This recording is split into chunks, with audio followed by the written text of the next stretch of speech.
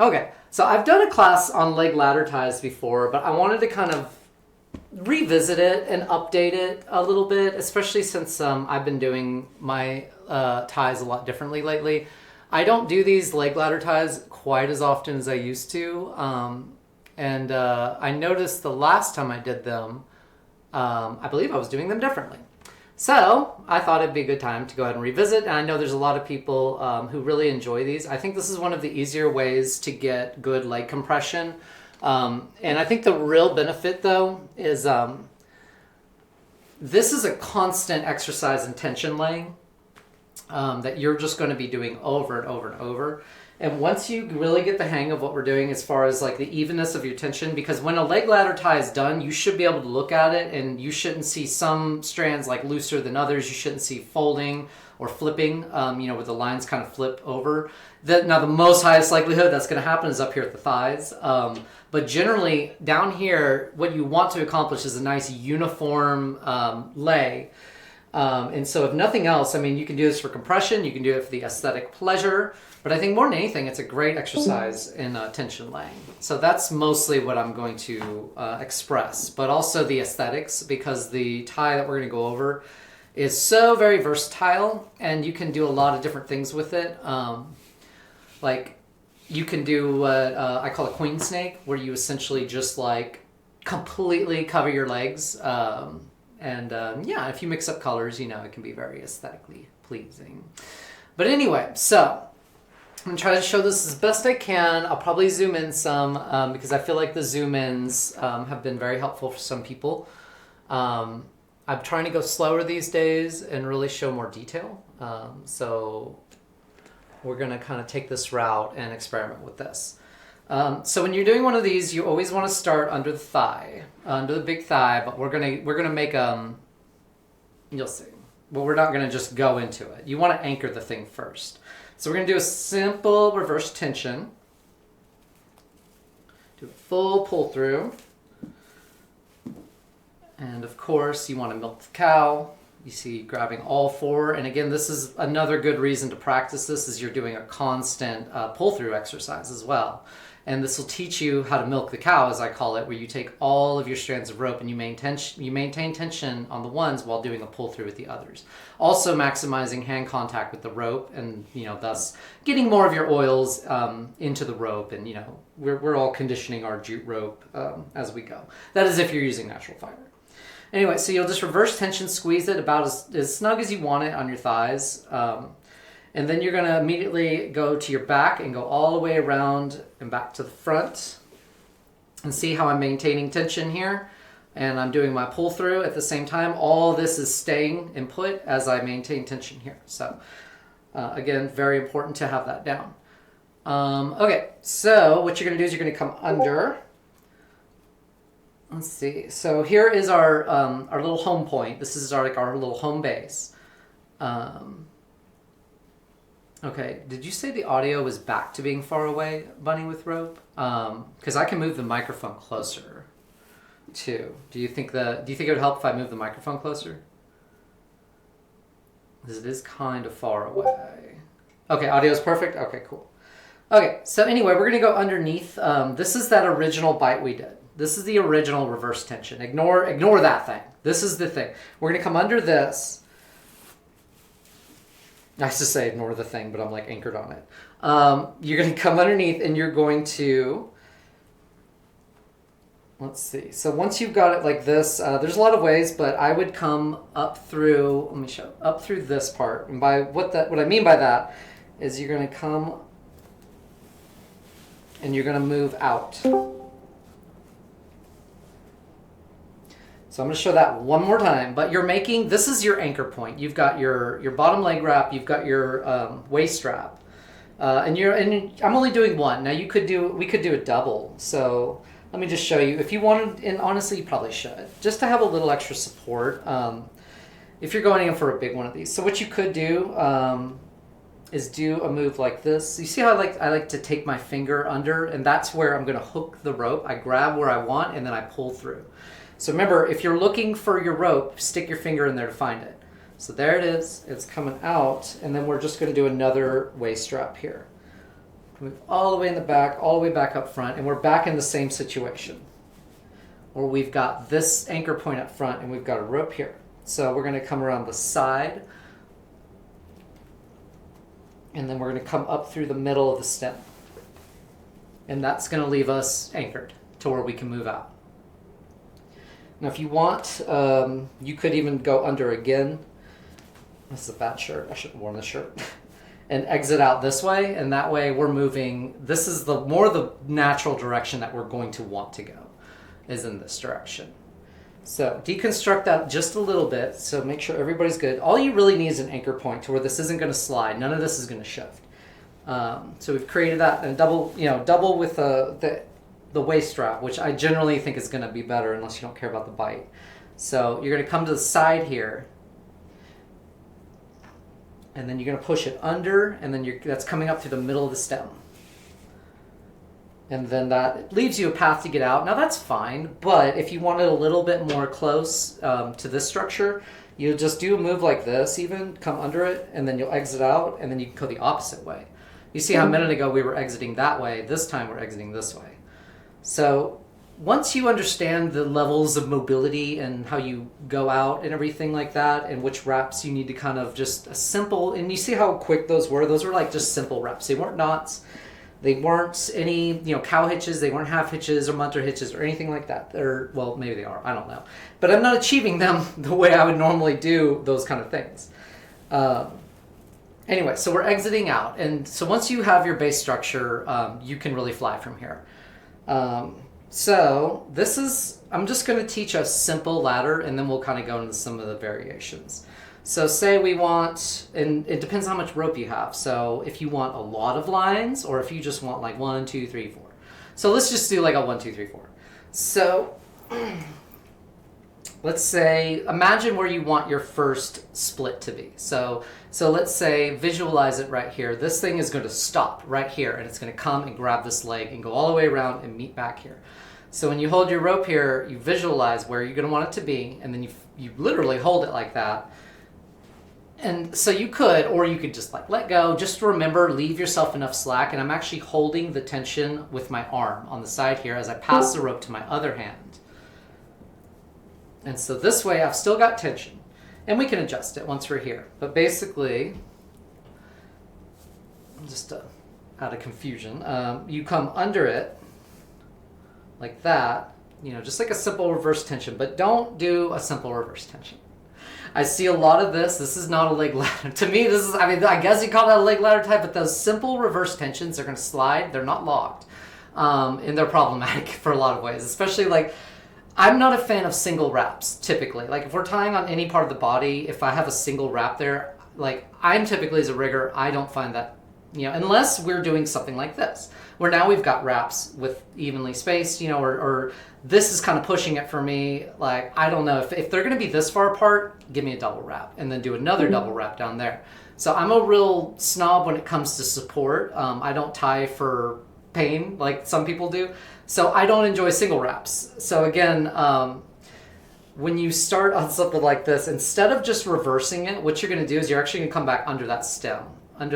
So reverse it, and then you see how my finger goes under looking, because it knows to meet the rope right here, because it knows the rope's going to be, and then we do this hook thing.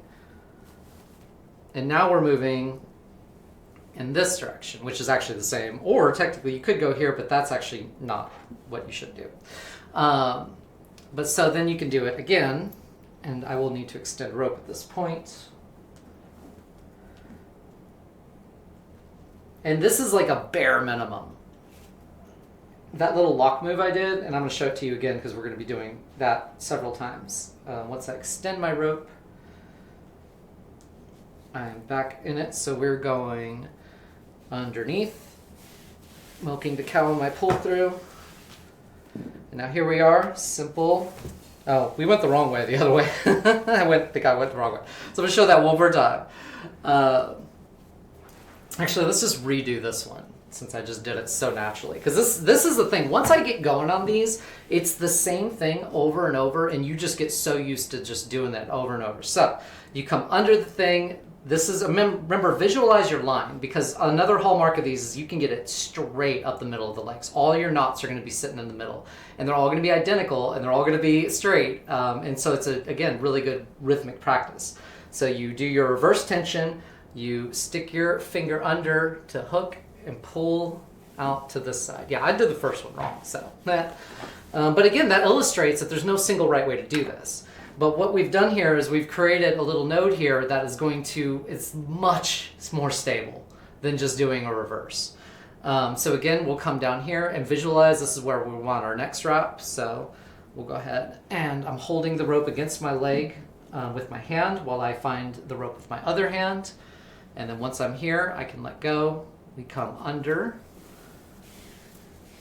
And then here, and then immediately stick that finger under, hook and pull. And now we're, again, exiting out the same way each time. So coming up over the knee, I do tie over the knee, and I have a particular way of doing it so that your bones don't rub together. I'm not going to show that just right now, but more commonly, if you're still getting used to this, you can just see how you can even hold the rope in your leg right there, hold the tension.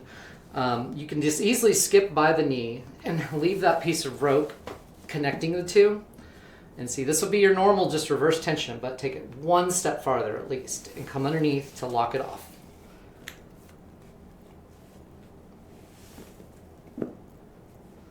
Okay, same thing. Fingers prepared to find the rope, hook and pull. And then now, here we are again, same thing. Come up underneath, hook and pull, and we're already moving in the direction we want to go. So one more time, come around, underneath, hook and pull,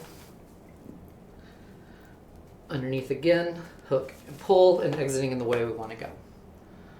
Now, this is the kind of thing that once you understand this thing, you should just be able to go and go and go and go without even like thinking about it. And the hardest part is when you've already done all your legs and then now you're working down here, you're going to be like bent forward, it's going to take core strength, it's going to suck probably.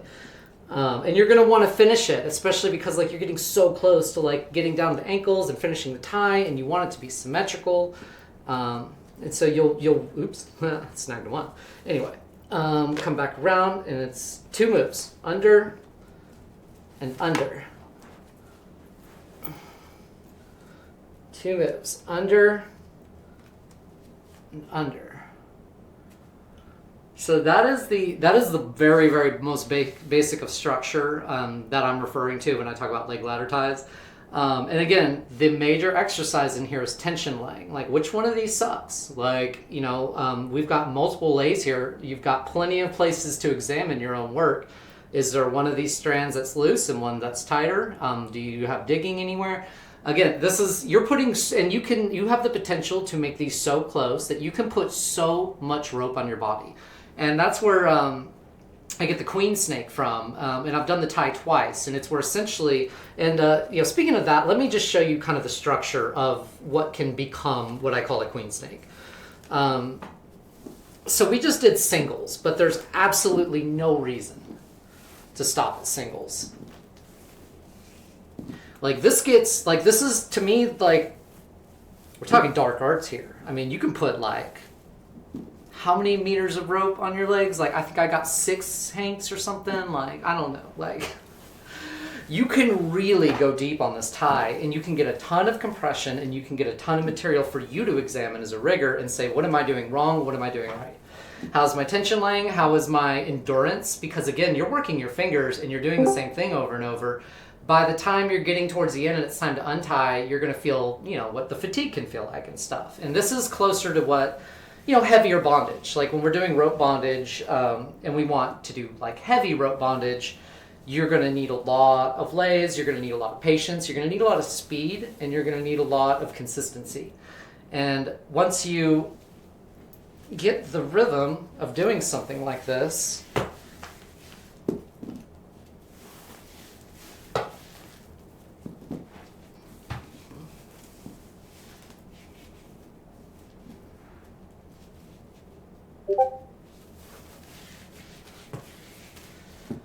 So, I mean, if you just, a lot of people struggle with the time to tie and do a sit down, have a tie session, all this stuff. I really like to emphasize that doing a leg ladder tie is very quick. It's very quick. Once you've got the rhythm down, you can put this on somebody or yourself very, very quick. And it's a good one if you don't know what to do. Like if you don't know what to do on somebody, if you're tying on somebody, and you need to take care of their lower body, running through a simple leg ladder tie like this, whether it's strict or not, can be a really good way to get compression. And you can even turn these into double columns if you really want. It would just take one more step where you go down through right there. And but I kind of did this in the double column variant class, is where I touched on that. So I'm not going to go over it again. But as you can see, while I was talking, I got that many wraps, all even, all good, all fast. I say that this one's kind of sketchy, but anyway, you get the idea. I got sidetracked. I did want to show going heavier on the wraps. And when you do a lot of rope like this, especially, you'll get the untying process is something unto itself, and I think the more rope you've got on yourself or somebody, the more you get to actually engage with the untying process, whereas there's plenty of minimalist riggers that don't use a lot of rope. And when you do heavier bondage with a lot of rope, it's a lot more untying. And you really kind of tap into it a little bit more, especially with the flow, because especially like when you're doing yourself and you're doing self bondage and you've gone deep, you've got to untie yourself and you've got to get a lot of rope off, and you've got to do it fairly quickly, especially if you're done, like mentally or whatever, you're done with the scene and you want out. If you've done a full leg thing on yourself and you're in a hog tie and you're getting out of the hog tie and you're doing all this stuff, I think exercises like this are really great at improving speed on untying as well. And untying is a really important process. I think it's kind of overlooked in a lot of ways from a play perspective, but as well as an aesthetic perspective and technical one. But anyway, so we're going to start this different. We're going to do double wraps. We're going to do double, and then I'm going to show you triple. So need to extend rope very shortly. Now I started doing these differently recently, where I would start, so I'm just going to show this real quick before I go on the other one, if I have enough rope. I actually do these slightly different now, but I kind of do all my ties like this these days. It's where I don't do a reverse tension, and instead I come from above and snag that rope. Anybody who's been in my classes knows I call this the floater, and I call it 6-lane highway, and then this becomes your floater, and then you do another move like this where you trap that floater, and then you come under again, and this leaves you exiting with plenty of mobility to actually kind of go in either direction. You could go this way. It is leading that way, but it's better to go this way. And now you've got a bigger node. You've got more wraps. It's a different thing, but it's honestly the same, and so it's just a preference thing. That's kind of how I'm doing a lot of my ties right now, though, but that's not how I'm going to teach the next thing. I just wanted to point that out, that there is no one way to get to the finish line of these leg ladder ties.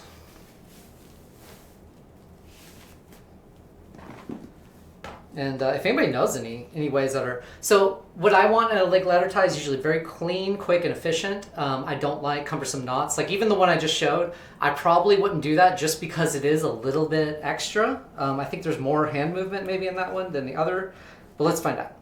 So we're going to do a reverse tension. And we're coming in, I'm doing the opposite the way I did last time. Okay, and so now we want to do the move that we were doing before. So I'm under and out. But instead of coming down to make our next line, we're actually going to do it right here. So we're going to do a double lay. Let me scoot closer.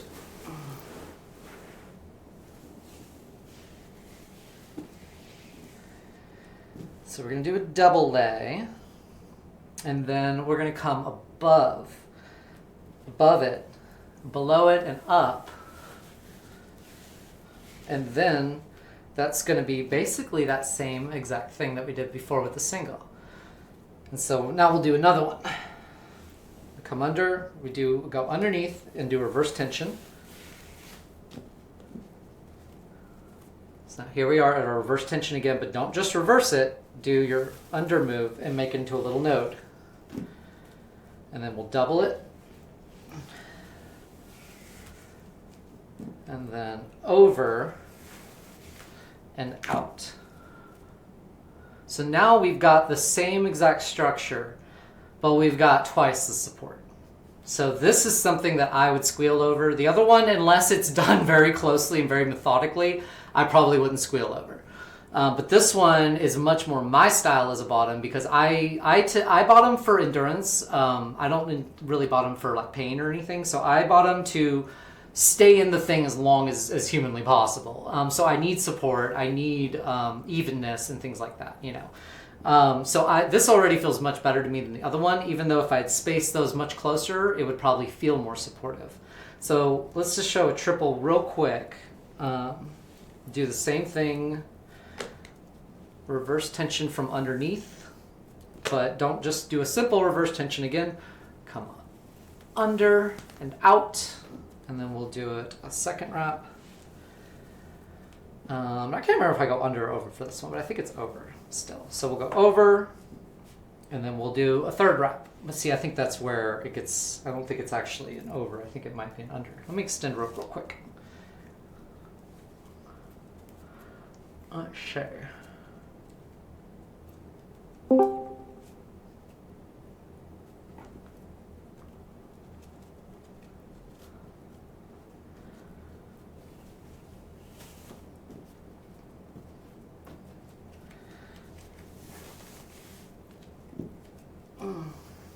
Yeah, I mean, it really doesn't matter.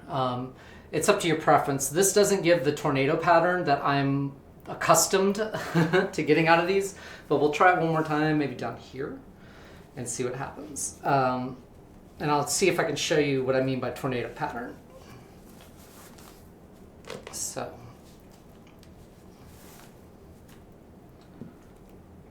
double. So it is an under, I think, instead of an over to get the pattern I'm talking about.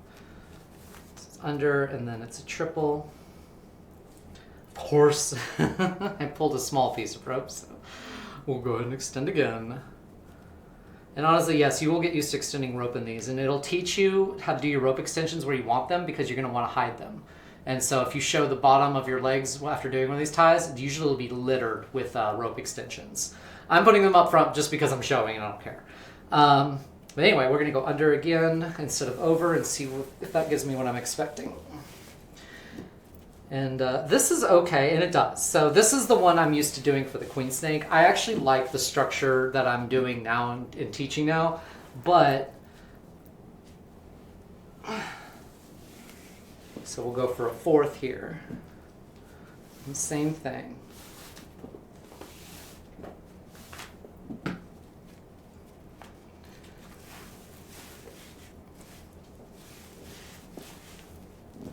Yeah, see, this is not exactly what maybe it was, I don't know, I have to look at old pictures. But yeah, like from above, they all kind of look like little tornadoes. Yeah, I didn't quite capture it. I have to look at my old ones, but essentially, yeah, and I don't like that. Let's see if we can do a better quadruple wrap. Because now that we're here, and now I'm looking at it, either this is not what I used to do, but I don't like it, and it's not working because it's folded too much. So let's do real-time lab quadruple wrap that will be stable. And we're going to hide this rope extension too because it's really ugly.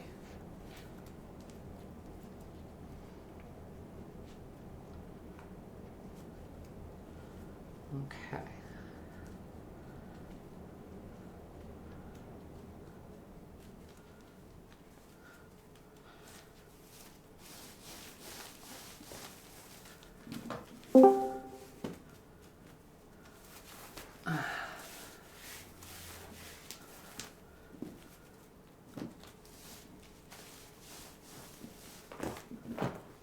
Okay, So, how would I do this? Let's see. I think I have an idea. I'm going to do it how I'm doing them now and see if it works. So what I would do now is I would come down and do that structure to make sure I know where I want it, but I wouldn't do the reverse tension.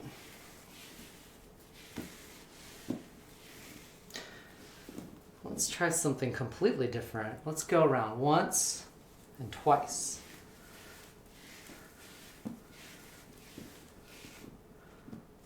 Twice, and we'll make an 8-lane highway. Never done this one. So there's my 8-lane highway, and I'm gonna do, oh, that rope extension is like the worst place imaginable. Oh gosh. Anyway, so this is that basic structure I showed earlier, but we have 2 floaters now. We have 4 lanes of floaters, so we'll snag all 4 of them under all of them and then exit out going this way. And voila, now we have a triple that honestly, it's not bad. I'm not a fan of that entirely, that right there.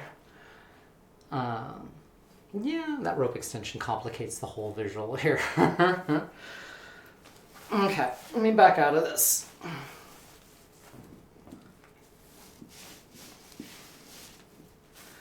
I think the main identifier of what we're doing here, though, is it's a type of single column, I suppose you'd say.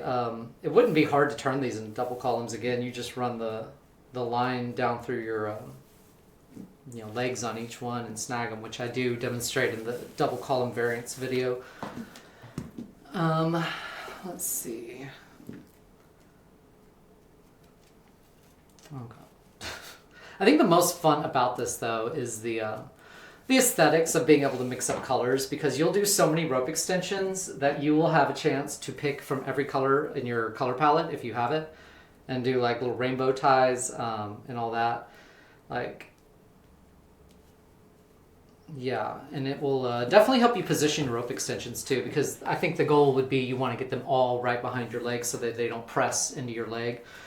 So like to do that, for instance, if we were doing a rope extension and I knew I wanted my knot to be right here. So I'm holding it, visualizing this is where I want my knot, right? So I would come back, and the way I do rope extensions is stupid. You don't have to do them like that, but just doing like an overhand knot or even like a slip knot or something. But I would do a full overhand knot there and just kind of like position it exactly where it should be. You know, like exactly where you want that extension to be, and then test it, and then, okay, so mine's off, but yeah, but you get the idea. Like, yeah, mine are all goofy, but I'm happy with them because I'm just as goofy. So right there-ish or something, but anyway. There is an extreme amount of value. Hold on. Let me zoom this out.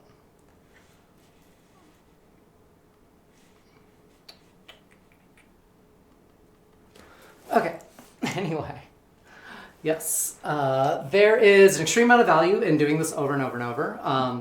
You can get, again, the feeling of having this much rope on your legs and on your body is novel for a lot of people because, like, I mean, it depends on how much you have, obviously, but the more tighter you get these lines together, like, it's a lot of fucking rope. And, some people, like, get claustrophobic at that much, but it's like, I used to, that's why I call it the queen snake, is like, I turn myself into a snake. You just do your legs very even and very compressed all up and down. It feels good. Like, it's great. I can sit there and play video games for like an hour like that. Like, and and the best part is, rope mark chic. Come on, let's be honest. You need to go out to a party that night or something. You want a nice strip of nice, even rope marks on your legs. It's like, what? Some people have tattoos. I got rope marks. Deal with it. Like, okay, I mean, as long as your environment's appropriate, like, this is a way to give yourself excellent fucking rope marks. Just to, like, fly your flag and be like, look, I do rope. You should too.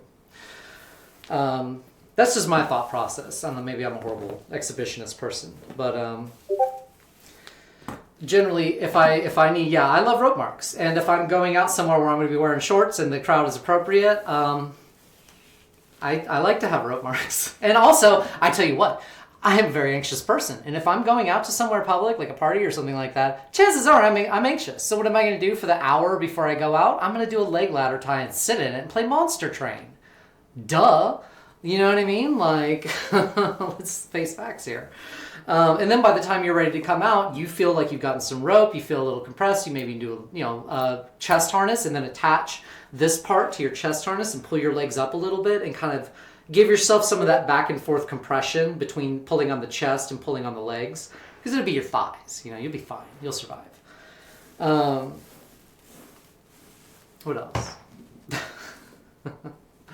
Yes, the main two benefits are rope extensions and tension laying. Those are the main two things, are going to be rope extensions and tension laying that you're going to get from this. And the beauty, like literally, if you look at, like I have some gorgeous photos of me doing these things, like the queen snake, the first one I did, I did the green rope for, I think my first quad wraps, where I did, 4 wraps and then a space and then 4 wraps and then a space. And it looks glorious and it felt glorious. And there's a video of me doing it and it took like an hour and a half, but granted I was streaming and I was not being present half the time.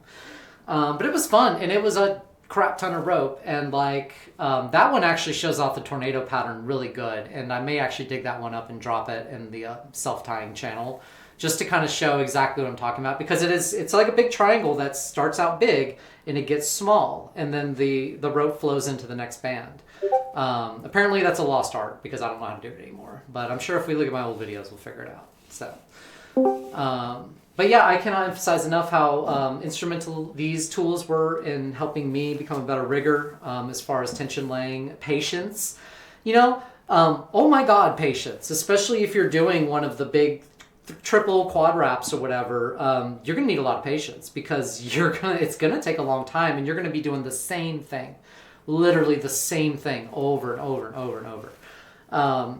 Patience getting in, patience coming out, love of being restrained. You're going to have to sit in your own rope. And again, when I self-tie and when I teach self-tying, that is the major benefit to self-tying, is that you're teaching what it's like to be in your own rope by sitting in your own rope. And that shouldn't be a weird idea to anybody, but to a lot of riggers, it turns out it is. I don't know, I've known plenty that don't self-tie and they don't experience their own rope. And yeah. So I would encourage everybody to experience your own rope, because if you want to subject somebody else to your bullshit, you need to experience what your bullshit's like. I don't know. I got feelings here. Anyway, yeah, I do believe that this is one of the better exercises. Futos, aguras, and leg ladder ties are basically the best things you can use to grow yourself as a self-tyer, and I would honestly narrow that down to aguras and leg ladder ties. Yeah, I just dissed Futos. Anyway, that is the entire class. If y'all have any questions or want to turn on your mics or show your work or get advice, feel free. Otherwise, thanks for watching.